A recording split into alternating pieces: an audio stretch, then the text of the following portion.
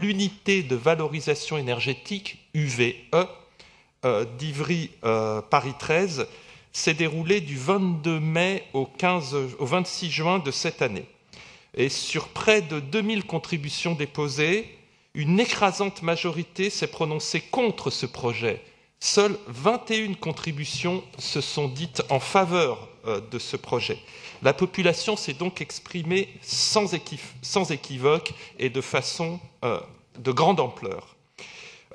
C'est la raison pour laquelle, considérant les problèmes que peut poser à terme cet incinérateur surdimensionné au regard de notre politique de réduction des déchets et de notre objectif du zéro déchet, eh bien, nous avons déposé plusieurs vœux en Conseil de Paris, notamment en novembre 2016, celui appelant à rejeter l'ensemble du programme mis en place à Évry-sur-Seine, à proximité de Paris.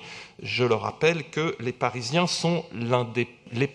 et Parisiens sont l'un des principaux pourvoyeurs de déchets de cet équipement, ce qui nous rend responsables de sa construction.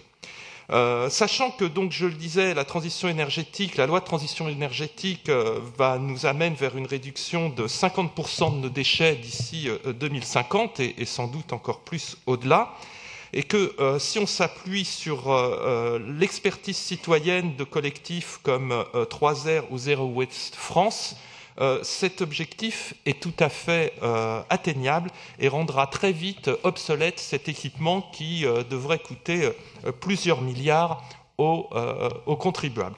C'est la raison pour laquelle nous pensons qu'il serait juste d'organiser un référendum d'initiative populaire sur cette question afin de demander aux Parisiennes et Parisiens s'ils souhaitent ou pas que cet incinérateur à déchets soit construit à proximité de chez eux. Je vous remercie.